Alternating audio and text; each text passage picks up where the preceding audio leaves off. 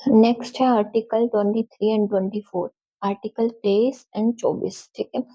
ये right against exploitation है। मतलब अगर कोई किसी का शोषण कर रहा है तो उसके अगेंस्ट राइट मिला हुआ है, फंडामेंटल राइट वो भी, ठीक है। ये आता है आर्टिकल 23 और 24, दो आर्टिकल है इससे रिलेटेड। आर्टिकल 23 क्या कहता है? Prohibition of traffic in human beings and forced labour. ठीक है, कि ह्यूमन बींग्स की ट्रैफिकिंग आप नहीं कर सकते हो, लेना देना, ये बेचना, ये सब, ठीक है। एंड फोर्स्ड लेबर, कि धक्के से मजदूरी करवा रहे हो, या बेगार। ठीक है, बेगार किसको बोलते हैं? कि बिना पेमेंट के आप मजदूरी करवा रहे हो, उसे बेगार बोलते हैं। तो ये उसको प्रोहिबिट, मतलब कि रोकता है। Prohibit traffic in human beings, begar, human being की ट्रैफिकिंग नहीं कर सकते हो। Begar and other similar form of force labour, force labour की कोई भी, फोर्स लेबर किसी भी फॉर्म में हो रही है वो प्रोहिबिटेड है, ठीक है। ये जो राइट है आर्टिकल 23 का, human beings and force labour की आप ट्रैफिकिंग नहीं कर सकते हो, ठीक है, बेगार भी अलाउड नहीं है। ये सिटीजन्स एंड नॉन सिटीजन्स दोनों को अवेलेबल है, ठीक है। Protect individual not only against the state but also against private person. कुछ राइट सिर्फ स्टेट के लिए है ना, कि हम स्टेट से मांग कर सकते हैं, लेकिन यहाँ पे प्राइवेट पर्सन, जैसे हमने आर्टिकल 19 में किया था असेंबली फॉर्म करने का, वो सिर्फ स्टेट से नहीं, मांग पब्लिक लैंड पे हम कर सकते हैं, प्राइवेट पे नहीं कर सकते। पर यहाँ पे अगर कोई प्राइवेट इंडिविजुअल भी कर रहा है ना ह्यूमन बीइंग की ट्रैफिकिंग या फोर्स लेबर, उसके अगेंस्ट भी हम जो है सुप्रीम कोर्ट में जा सकते हैं, ये हमें राइट मिला हुआ है, आर्टिकल 23 में है, ठीक है। ट्रैफिक इन ह्यूमन बींग्स क्या क्या इंक्लूड करता है? Selling and buying of man women children like goods, good की तरह, मतलब कि वस्तुओं की तरह हम इन वुमेन चिल्ड्रन मैन का सेलिंग और बाइंग कर रहे हैं, तो वो गलत है, ठीक है, उसको प्रोहिबिट किया गया है आर्टिकल 23 में। And immoral traffic in in human children including prostitution, prostitution भी, इनकी भी लिया दी, इनकी सेलिंग और बाइंग नहीं कर सकते हैं, ठीक है। देवदासीज, ठीक है, ये सिस्टम भी प्रोहिबिटेड है। स्लेवरी, गुलाम बना के रखना, देवदासी स्लेवरी, अगर प्रोस्टिट्यूशन के साथ भी अगर ये सेलिंग बाइंग हो रही है, man women children like goods की तरह इनको बेच रहे हैं, तो ये सब इंक्लूडेड है आर्टिकल 23 में। इन सब के अगेंस्ट अगर ये सब हो रहा है तो हमें इन सब के अगेंस्ट राइट मिला हुआ है आर्टिकल 23 में, ठीक है। इन सबको प्रोहिबिट करता है ये। टू पनिश दिस, मतलब इस, जो भी ये हो रहा है इमोरल ट्रैफिकिंग, इसको पनिश करने के लिए पार्लियामेंट ने इमोरल ट्रैफिक एक्ट 1956 जो है एनेक्ट किया है, लेके आया। फंडामेंटल राइट्स जो हैं कुछ डायरेक्टली हैं, पढ़ा है हमने, ठीक है, कुछ डायरेक्टली हमें अ, मिल जाते हैं, जैसे फ्रीडम का राइट, और कुछ जो है पार्लियामेंट हमें एक्ट के थ्रू प्रोवाइड कराती है, ठीक है। तो इसके लिए एक्ट कौन सा है? इमोरल ट्रैफिक एक्ट 1956, इसको पार्लियामेंट ने पास किया है। Also include working for less than the minimum wage, मतलब सिर्फ ये नहीं है कि आप किस ट्रैफिकिंग कर रहे हो तो वही प्रोहिबिटेड है, ये भी प्रोहिबिटेड है कि अगर एक काम है उसके लिए जितने वेजेस दिए जाने हैं, मिनिमम वेजेस मतलब डिसाइड हुआ है, ये एक्ट है मिनिमम वेजेस एक्ट, ठीक है। अगर उसमें जितने वेजेस मिनिमम दिए जाने चाहिए उससे भी कम दिए जा रहे हैं तो वो भी इसी के अंदर आएगा, ठीक है। मिनिमम वेजेस एक्ट ये एनेक्ट किया पार्लियामेंट ने इसके लिए। इक्वल रेमुनरेशन एक्ट, ठीक है, ये सब एक्ट जो है इसको एनेक्ट करने के लिए, इसे हम इम्प्लीमेंट करने के लिए इस आर्टिकल को, आर्टिकल 23 को, ठीक है, ये सारे जो एक्ट है पास किए हैं पार्लियामेंट ने। लेकिन 23 में कुछ एक्सेप्शन भी हैं। It permit state to impose compulsory service, मतलब जो स्टेट है ना, जो गवर्नमेंट है, वो कंपल्सरी सर्विस जो है वो इम्पोज कर सकती है पब्लिक पर्पस के लिए, ठीक है, पब्लिक पर्पस के लिए कंपल्सरी सर्विस जो है वो इम्पोज कर सकती है, जैसे कि मिलिट्री सर्विस और social service, for it is not bound to pay. मतलब अगर स्टेट गवर्नमेंट को ये लगता है कि हमें इस टाइम मिलिट्री सर्विस में जरूरत है, तो हम उसे बॉन्डेड लेबर नहीं कहेंगे कि हमें फोर्स्ड लेबर करवाई जा रही है, नहीं, उस टाइम कंट्री को जरूरत है तो स्टेट कर सकती है बिना हमसे परमिशन लिए हमारी रिक्रूटमेंट, ठीक है। और वो पे करने के लिए भी बाउंड नहीं है, ठीक है, क्योंकि वो मिली मतलब पब्लिक पर्पज के लिए हो रहा है, ठीक है। ये एक्सेप्शन है आर्टिकल 23 की। For this state is not permitted to make any discrimination on ground, और इस पर भी अगर वो मिलिट्री सर्विस कंपलसरी इम्पोज कर रही है हम पर, तो वो जो है इन बेसिस पे कोई डिस्क्रिमिनेशन नहीं करेगी, रिलीजन, रेस, कास्ट और क्लास, इनके बेस पर नहीं करेगी, ठीक है। रिलीजन, रेस, कास्ट और क्लास, ठीक है, इनके बेस पे नहीं करेगी। क्या था आर्टिकल 23 कि जो traffic in human beings and force labour है उसको प्रोहिबिट किया जाएगा, ठीक है? बेगार भी एंड फोर्स्ड लेबर किसी अदर फॉर्म में हो रही है, वो भी प्रोहिबिटेड है। और ये सिटिज़न और नॉन सिटिज़न दोनों को अवेलेबल है, ठीक है? एंड इस पर देखो ये सब इंक्लूड कर रहा है, ठीक है? इन सब का देवदासी स्लेवरी ये सब जो है इसके अंदर इंक्लूड है और इसके लिए पार्लियामेंट ने एक्ट भी पास किए हैं इसको इम्प्लीमेंट करने के लिए, ये राइट हमें देने के लिए, ठीक है? और लेकिन इसकी एक्सेप्शन भी है क्या कि गवर्नमेंट अगर चाहे तो हम पर कंपल्सरी सर्विस जो है वो इम्पोज कर सकती है लाइक मिलिट्री सर्विस और वो उस सर्विस के लिए हमें पे करने के लिए भी बाध्य नहीं है, ठीक है? ये था आर्टिकल 23। नेक्स्ट है आर्टिकल 24, ठीक है? आर्टिकल 23 और 24 दोनों एक्सप्लॉयटेशन के खिलाफ है ना, ठीक है? उसको प्रोहिबिट करते हैं। तो आर्टिकल 23 हो गया कि human beings and force labour ये प्रोहिबिटेड है, ठीक है? एंड 24 क्या बोलते हैं? Prohibition of employment of children in factories. जो ये फैक्ट्रीज में छोटे बच्चे काम करते हैं, ये अलाउड नहीं है, ठीक है? चिल्ड्रन को आप एम्प्लॉय नहीं कर सकते हो। 14 साल से छोटे जो बच्चे हैं उनको आप एम्प्लॉयमेंट मतलब फैक्ट्रीज वगैरह में जो हार्मफुल, ठीक है, हार्मफुल काम होता है उसमें आप नहीं उनको एम्प्लॉय कर सकते हो। ये आर्टिकल 24 में राइट है, ठीक है? प्रोहिबिट करता है article 24। It prohibits the employment of children below the age of 14 years से नीचे के जो भी चिल्ड्रन हैं, ठीक है, उनको इनकी एम्प्लॉयमेंट को प्रोहिबिट करता है किसी भी फैक्ट्री में, माइन में और अदर हजार्डस एक्टिविटीज, मतलब जो खतरा की एक्टिविटीज है ना, जो हजार्डस है, जो उनकी हेल्थ पे या उनकी मतलब जान पे आ सकती है बात, तो वहाँ पे प्रोहिबिटेड है। लाइक कंस्ट्रक्शन वर्क हो गया, ठीक है, और रेलवे हो गया। Does not prohibit harmless work, यहाँ पे हार्मलेस वर्क जो है वो प्रोहिबिटेड नहीं है, हजार्डस एक्टिविटीज के बारे में बात हो रही है, ठीक है? इसके लिए चाइल्ड लेबर एक्ट इम्प्लीमेंट किया पार्लियामेंट ने, फैक्ट्रीज एक्ट 1948, ठीक है? इसके अंदर भी प्रोविजंस गिवन है टाइमिंग वगैरह का, ठीक है? Supreme court directed the establishment of child labour, supreme court ने, ठीक है, child labour rehabilitation welfare fund की एस्टेब्लिशमेंट के डायरेक्शन दी है, जिसमें कि अगर कोई एम्प्लॉयर ऐसा कर रहा है, ठीक है, 14 साल से नीचे बच्चों को हजारडस काम में लगा रहा है, तो वो 20,000 रुपए देगा, ठीक है? हर एक चाइल्ड के जो जो उसने एम्प्लॉय किया है उसके 20,000 देगा और वो चाइल्ड वेलफेयर फंड में ऐड होंगे, डिपॉजिट होंगे, ठीक है? कमीशन फॉर ये देखो, production of child right act 2005, इसने एक कमीशन भी एस्टेब्लिश की है, national commission for protection of child, national commission भी एंड स्टेट कमीशन भी, चाइल्ड के राइट की प्रोटेक्शन के लिए national commission and state commission, ठीक है? कौन से एक्ट ने? 2005, ठीक है? ये सारे देखो, ये पार्लियामेंट हमें राइट्स देने के लिए एक्ट्स ला रही है। In 2006 government ban employment of children age, 2006 में जो गवर्नमेंट है उसने चिल्ड्रन की एम्प्लॉयमेंट इन, देखो, डोमेस्टिक सर्वेंट्स और वर्कर इन होटल्स, ठीक है, ढाबाज में काम करते हैं, शॉप्स में, स्पाज में एंड सो ऑन, जैसे चाय के स्टॉल पे काम करते हैं, उसको बैन किया है 2006 में, ठीक है? It want that anyone employing children below 14 years of age would be liable for prosecution and penal action, ठीक है? उन पर पेनल्टी भी लग सकती है, उन पर प्रोसिक्यूशन भी हो सकता है, ठीक है? अगर वो 14 साल से नीचे के जो बच्चे हैं, चिल्ड्रन हैं, उनको यहाँ पे एम्प्लॉय करती है तो। ये राइट कौन सा है? आर्टिकल 24, ठीक है? आर्टिकल 23 और 24 किसके? एक्सप्लॉयटेशन के अगेंस्ट जो है हमें मिले हैं। ये प्रोहिबिट करती है आर्टिकल 23 कि आप ह्यूमन बीइंग्स की ट्रैफिकिंग नहीं कर सकते हैं, selling and buying of man, women, children, ठीक है? एंड 24 बोलता है कि आप children less than 14 years of age आप हैजार्डस एक्टिविटीज में उनको एम्प्लॉय नहीं कर सकते, ठीक है? ये थे आर्टिकल 23 एंड 24 जो कि एक्सप्लॉयटेशन के अगेंस्ट हमें राइट देते हैं।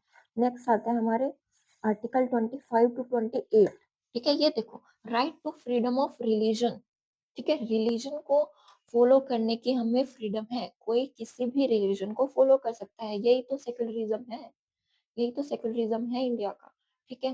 कि इंडिया एक सेक्युलर कंट्री है, कोई भी ऐसे बाउंड नहीं है कि आपको यही रिलीजन फॉलो करना है, ठीक है? कोई भी किसी भी रिलीजन को फॉलो कर सकता है और ये आर्टिकल 25 टू 28 में, 25 से लेकर 28 में 25, 26, 27, 28 फ्रीडम ऑफ रिलीजन की ही बात करता है। अभी देखो article 25, all persons are equally entitled to freedom of conscience and the right to freely profess, practice and propagate religion, ठीक है? सारे ही पर्सन, ठीक है, अब देखो, ये सिटीजन और नॉन सिटीजन दोनों को अवेलेबल है, क्योंकि सिर्फ सिटीजन्स को तो 5 राइट थे ना, 15, 16, 29, 30 और एक बीच में 19। ठीक है, ये 5 राइट थे सिर्फ सिटीजन्स को तो, लेकिन इसमें 25 आ रहे, नहीं आ रहे, तो मतलब ये दोनों को, सिटीजन एंड नॉन सिटीजन दोनों को अवेलेबल है। अब ये क्या कह रहा है कि सारे पर्सन्स को इक्वली, मतलब वो इक्वली उनको फ्रीडम मिली हुई है कि वो किसी भी रिलीजन को कॉन्साइज, मतलब अपने अंदर किसी गॉड की इमेज क्रिएट करनी है, गॉड को फॉलो करना है, आप कर सकते हो। कॉन्साइंस मतलब अपने अंदर जो जिस भी रिलीजन के गॉड को मानना है, आप मान सकते हो। ठीक है? ये बोल रहे हैं। And the right to freely profess, आप जो मान रहे हो उसको प्रोफेस कर सकते हो। बताना है किसी को बता सकते हो। फ्री हो आप। ठीक है? प्रैक्टिस करना है, मंदिर में जाना है, चर्च में जाना है। ठीक है? दरगाह पे जाना है, गुरुद्वारा में जाना है, कहीं भी जाना है, आप जाओ, प्रैक्टिस कर सकते हो किसी भी रिलीजन को। एंड प्रोपगेट रिलीजन, उसको आगे बढ़ाना। लेकिन यहाँ पे आप उसको किसी भी पर्सन को कन्वर्ट नहीं करा सकते हो, मतलब धक्के से कन्वर्ट नहीं करा सकते हो। ठीक है? प्रोपगेट रिलीजन ये कर सकते हो, फ्रीडम है आपको। ठीक है? बढ़ाओ अपने रिलीजन को, लेकिन आप किसी को ऐसे कन्वर्ट नहीं करा सकते हो। आर्टिकल 25, ठीक है, available to citizen and non citizen both. This These rights are subject to public order, morality, health and other provision relating to fundamental right.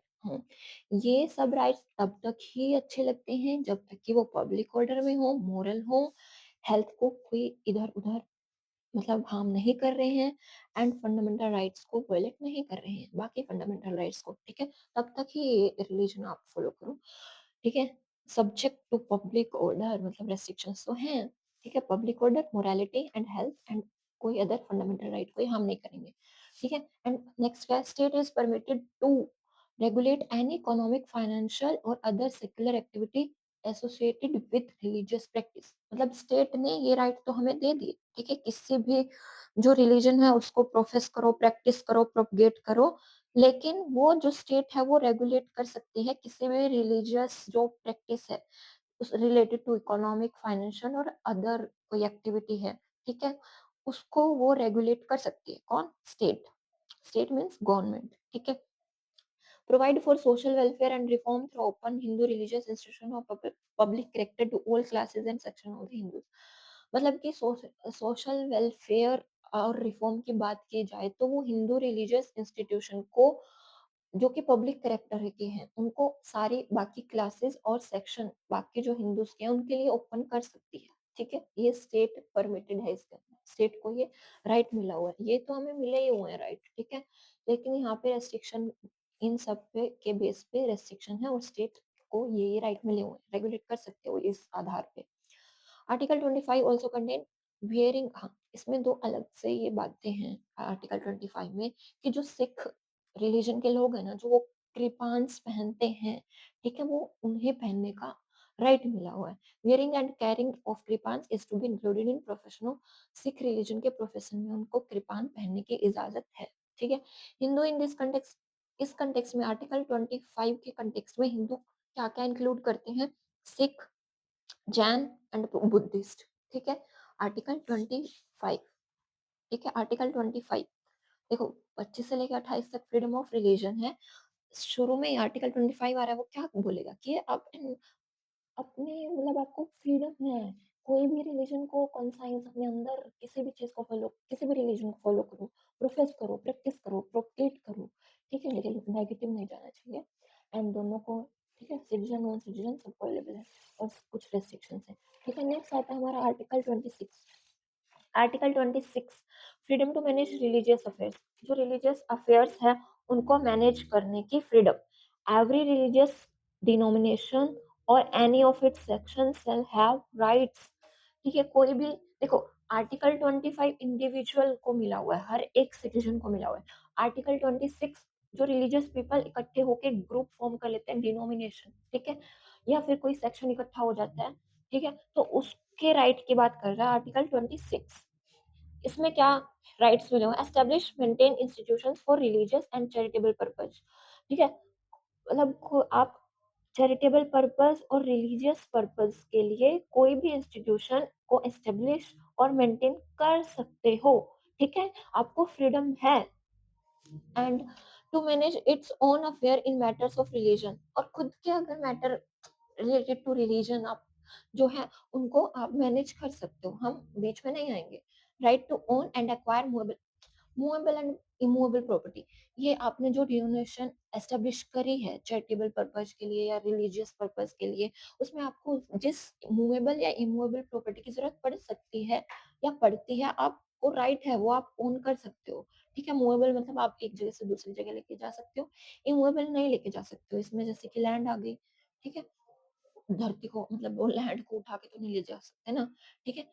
And right to administer such property, हाँ, इससे related है ना एक अभी वक्फ amendment act आया है, ठीक है, वो एक बार पढ़ लेना। Right to administer such property accordings with law, ठीक है, आप ये जो प्रॉपर्टी है उसको लॉ के अकॉर्डिंग्स जो है आप एडमिनिस्टर कर सकते हो।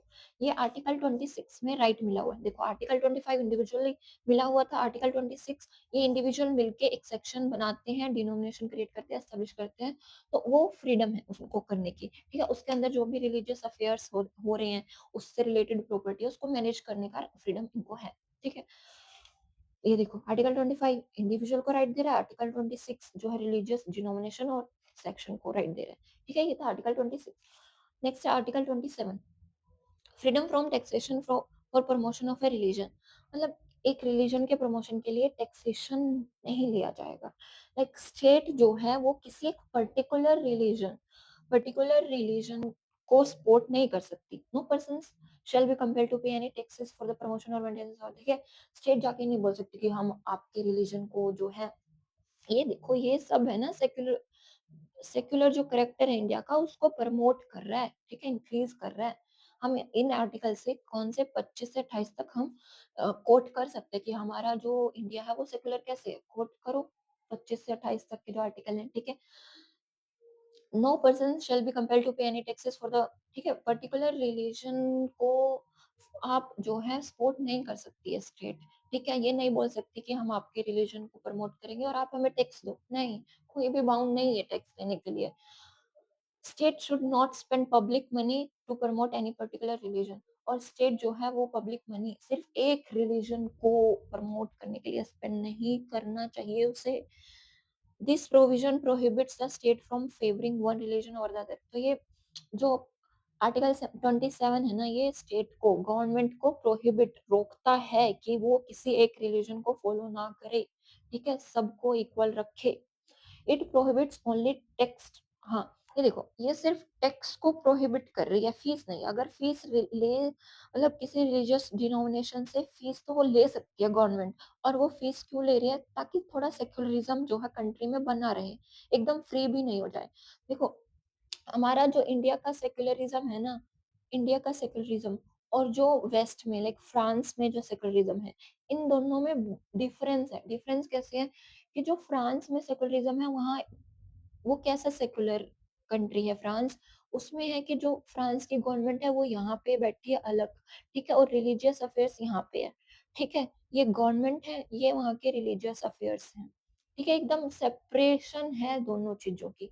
ये यहाँ नहीं एंटर करते हैं, बिल्कुल भी अफेक्ट नहीं करते हैं, और ये इसको अफेक्ट नहीं करती है, बिल्कुल सेपरेशन है, क्लियर कट सेपरेशन बोल सकते हैं, ठीक है। लेकिन इंडिया में कैसा है, ये गवर्नमेंट है और ये रिलीजियस अफेयर्स है, थोड़ा बहुत तो इन दोनों का एक दूसरे के साथ मतलब रहता है, ठीक है। तो इसमें ये थोड़ा सा इंटीग्रेटेड है, इसमें बिल्कुल ही बहुत क्लियर कट सेपरेशन है। तो देखो आर्टिकल 27 सेकुलरिज्म को बढ़ावा दे रहा है, लेकिन फीस जो है स्टेट चार्ज करती है to provide them some special service और सेफ्टी मेजर्स प्रोवाइड करने के लिए, ठीक है। लेकिन टैक्स टैक्स देने के लिए लायबल नहीं है ये रिलीजियस डिनोमिनेशन, ठीक है। ये हो गया हमारा आर्टिकल 26 एंड 27। अब नेक्स्ट आता है हमारा आर्टिकल 28, ठीक है। आर्टिकल 28 बोल रहा है freedom from attending religious instruction, मतलब कि आपको रिलीजियस इंस्ट्रक्शंस फॉलो मतलब कि अटेंड करनी है नहीं करनी है वो आपकी फ्रीडम है, ठीक है। No religious instruction shall be provided in any educational institution wholly maintain of the state funds, ऐसा इंस्टीट्यूशन जो पूरी की पूरी तरह स्टेट फंडेड है, गवर्नमेंट फंडेड है, वहां पे जो है कोई रिलीजियस इंस्ट्रक्शन प्रोवाइड नहीं की जाएगी, ठीक है। आप किसी स्टेट फंडेड स्कूल में जाके नहीं बोल सकते हो कि ये रिलीजन है हमारा इसको फॉलो करो, नहीं, यू कांट, ठीक है, ये प्रोहिबिटेड है। और फ्रीडम है हर एक स्टूडेंट को या हर जो भी वहाँ पे इंस्टीट्यूशन में पढ़ रहा है, ठीक है, या पढ़ा रहे हैं, उन सबको अपना अपना इंडिविजुअल रिलीजन, ठीक है, उनको आर्टिकल 25 मिला हुआ है, ठीक है। This provision shall not apply to an educational institution state but establish. देखो, ये तो ठीक है, कोई भी स्टेट फंडेड इंस्टीट्यूशन में जाके नहीं बोल सकते हो आप कि इस रिलीजन को फॉलो करो, ठीक है, लेकिन ऐसा इंस्टीट्यूशन जो जिसे स्टेट एडमिनिस्टर कर रही है लेकिन वो किसी ट्रस्ट के अंदर एस्टेब्लिश हुआ है, ठीक है, तो वहां पे अप्लाई नहीं होगा ये प्रोविजन आर्टिकल 28 का, ठीक है। वहां पे रिलीजियस इंस्ट्रक्शन जो है वो इंस्टीट्यूशन वहां पे दे सकता है।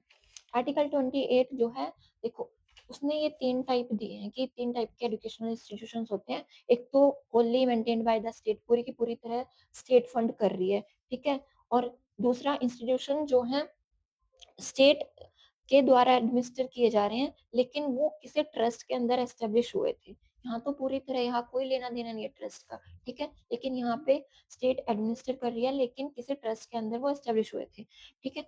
बाकी है ये जो institution recognized by state, state ने रिकॉग्नाइज किए हुए हैं, एंड इंस्टीट्यूशन सिर्फ रिकॉग्नाइज किए गए हैं, फंड नहीं कर रही है। And institution receiving aid from the state, जो स्टेट से एड ले रही है, ठीक है। ये 4 तरह के एजुकेशनल इंस्टीट्यूशन को बांटा है आर्टिकल 28 में, और उनके लिए अलग-अलग प्रोविजन दिया है कि जो स्टेट फंड कर रही है ना, वहां पे तो रिलीजियस इंस्ट्रक्शन कंप्लीटली प्रोहिबिटेड है, ठीक है। एंड जो ये है कि ट्रस्ट के अंदर एस्टेब्लिश हुए हैं लेकिन स्टेट एडमिनिस्टर कर रही है, तो यहाँ पे रिलीजियस इंस्ट्रक्शन जो है परमिटेड है, दिए जा सकते हैं क्योंकि वो ट्रस्ट के अंदर आते हैं। बाकी दो में, ठीक है, इसमें वॉलेंट्री है, अगर ये इंस्टीट्यूशन चाहता है रिलीजियस इंस्ट्रक्शन तो दी जा सकती है, नहीं तो नहीं, ठीक है। ये आर्टिकल 28 बात कर रहा है freedom from attending religious instructions, ठीक है। देखो अभी हो गए ना आर्टिकल 25 से 28, रिलीजन को freedom to follow any religion, freedom to religion, ठीक है। 25 जो है वो इंडिविजुअली मिला हुआ है, 26 कलेक्टिव मिला हुआ है, ठीक है। 27 और 28 अलग अलग अपने रिलीजियस डिनोमिनेशन को लिए हैं, ठीक है। नेक्स्ट है, नेक्स्ट आते हैं हमारा कल्चरल एंड एजुकेशनल राइट्स, ठीक है। उसके बाद रिलीजन हो गया भाई, अभी चलो थोड़ा कल्चरल एंड एजुकेशनल राइट्स मतलब माइनॉरिटीज के लिए चलते हैं थोड़ा। Cultural and educational rights, article 29 and 30, ठीक है। 19 और सॉरी 29 और 30, ठीक है, 29 और 30। आर्टिकल 29 देखो, protection of interest of minorities, जो माइनॉरिटीज कम अल्पसंख्यक हैं, मतलब कम संख्या में हैं, ठीक है, उनके इंटरेस्ट को प्रोटेक्ट करने की बात आर्टिकल 29 में की गई है। Any section of citizen residing in the any part of the India having this, कोई भी ऐसा सेक्शन, कोई भी ऐसा सिटीजन, ठीक है, जो कि कहीं इंडिया के किसी भी पार्ट में रह रहा है और उसकी अपनी एक अलग लैंग्वेज है, अपनी एक अलग स्क्रिप्ट है, अपना एक अलग कल्चर है, ठीक है, उसका खुद का, shall have the right to conserve it, वो उसको कंजर्व करने के लिए बिल्कुल फ्री है, उसको राइट मिला हुआ है, ठीक है।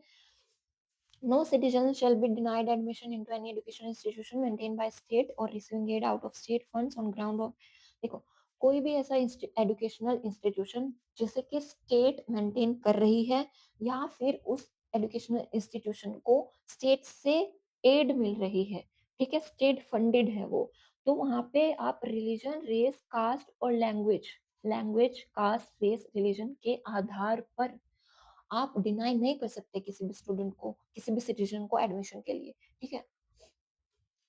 अब यहाँ पे सेक्स नहीं है क्योंकि आप मेल फीमेल के लिए अलग भी हो सकते हैं ना, मेल फीमेल के लिए तो अलग भी चलता है एजुकेशनल इंस्टीट्यूशन की, गर्ल्स स्कूल है, बॉयज स्कूल है ना, लेकिन आप रिलीजन, रेस, कास्ट और लैंग्वेज इनके आधार पर जो है किसी भी सिटीजन को एडमिशन के लिए डिनाई नहीं कर सकते हो अगर वो एजुकेशनल इंस्टीट्यूशन स्टेट फंडेड है, ठीक है।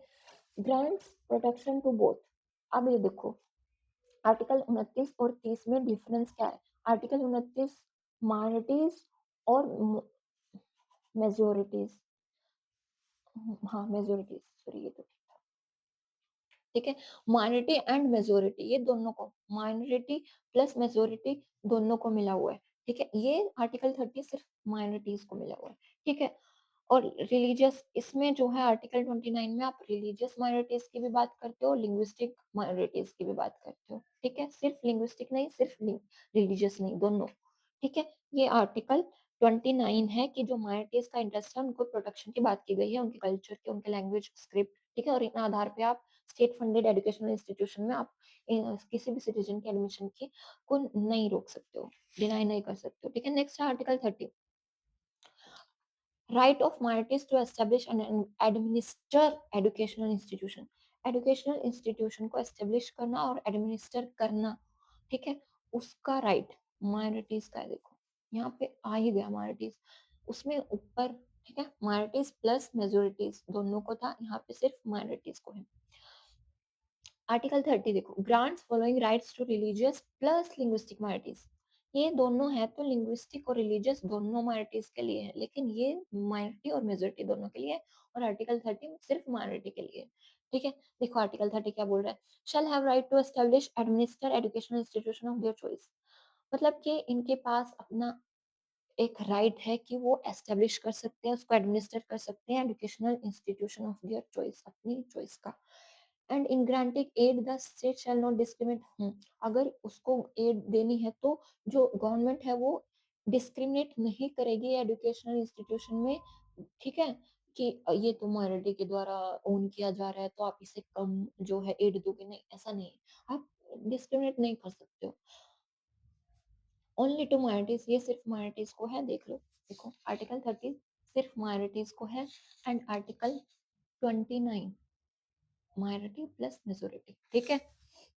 Article 30 also includes the right of a minority to impart education to its children in its all language, ठीक है। माइनॉरिटीज को ये भी राइट है कि अगर वो अपने चिल्ड्रन को खुद की लैंग्वेज में, ठीक है, एजुकेशन देना चाह रही है तो उसको राइट है, ठीक है। आप नहीं बोल सकते कि मतलब इंग्लिश ही बोलो, वो अपनी लैंग्वेज में देना चाह रही है तो वो दे सकती है। ये था हमारा कल्चरल एंड एजुकेशनल राइट्स। ये आर्टिकल 30 थोड़ा और था है। देखो माइनॉरिटी एजुकेशनल इंस्टीट्यूशन ऑफ और ऑफ थ्री टाइप्स, ठीक है। यहाँ पे तीन टाइप में जो है आर्टिकल 30 ने तीन तरह से देखा है, जो भी एजुकेशनल माइनॉरिटी के एजुकेशनल इंस्टीट्यूशन है, institution that seek recognition as well as aid from the state, state से ही रिकॉग्निशन ली है उन्होंने और स्टेट से ही एड ले रहे हैं, ठीक है। इंस्टीट्यूशन जो सिर्फ रिकॉग्निशन ले रहे हैं, एड नहीं ले रहे हैं, ठीक है। एंड जो रिकॉग्निशन भी नहीं ले रहे हैं और एड भी नहीं ले रहे हैं, ठीक है। यहाँ पे तो वो दोनों ले रहे हैं, यहाँ पे वो सिर्फ रिकॉग्निशन ले रहे हैं, एड नहीं ले रहे, और यहाँ पे वो दोनों ही ले रहे हैं।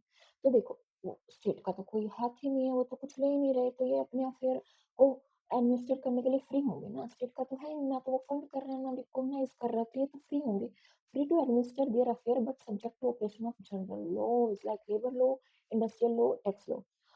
अगर नहीं भी ले रहे हैं फिर भी ऐसे तो नहीं है कि वहीं कुछ भी राइट दे दो जाके, ठीक है। है तो वो इंडिया के अंदर ही, तो थोड़ा तो वो हार्मनी बना के रखनी पड़ेगी। तो labour law, industrial law, tax law, इनके अकॉर्डिंग वो रूल होंगे, लेकिन वो फ्री हैं अपने अफेयर को एडमिनिस्टर करने के लिए। और देखो यहाँ पे स्टेट से एड नहीं मिल रही, सिर्फ रिकॉग्निशन मिल रही है, यहाँ पे रिकॉग्निशन भी मिल रही है और एड भी मिल रही है। तो इन दोनों में क्या होगा, ये इनको स्टेट रेगुलेट कर सकती है, ठीक है। विद रिगार्ड टू सिलेबस क्या होगा, एकेडमिक स्टैंडर्ड्स, ठीक है, डिसिप्लिन एंड टीचिंग स्टाफ की एम्प्लॉयमेंट से रिलेटेड, इन सब पर स्टेट जो है रेगुलेट कर सकती है, लेकिन इन पे नहीं कर सकती, लेकिन वो लेबर लॉ और इंडस्ट्रियल लॉ, टैक्स लॉ, इन सबको ध्यान में रखना पड़ेगा इस इंस्टीट्यूशन को, ठीक है। ये थे हमारे आर्टिकल 29 और 30, ठीक है। देखो 29, हाँ, और ये और देख लो 29 और 30 सिर्फ सिटीजन्स को मिले हैं, ठीक है। सिटीजन्स को कौन कौन से हैं, 15, 16, 29 और 30 आ गया ना, 29 और 30 सिर्फ और सिर्फ सिटीजन्स को मिला, 19 बीच में आ जाएगा, ठीक है। और ये सिर्फ जो है आर्टिकल 30 माइनॉरिटीज को मिला है, 29 माइनॉरिटी प्लस मेजोरिटी को मिला है, ठीक है। आर्टिकल 29 क्या बोल रहा है कि आपको माइनॉरिटीज का इंटरेस्ट जो है प्रोटेक्ट करना, उनकी अलग लैंग्वेज स्क्रिप्ट है उसको कंजर्व करने का राइट है उनको, ठीक है। और आर्टिकल 30 बोल रहा है कि जो एजुकेशनल इंस्टीट्यूशन है उनके क्या क्या राइट्स हैं, ठीक है, ये बोल रहे हैं। नेक्स्ट करेंगे हम 31, ठीक है। 31 तो रिपील हो गया, खत्म हो गया, जो कि राइट टू प्रॉपर्टी था। 32 बहुत इंपॉर्टेंट है, वो करेंगे, ठीक है।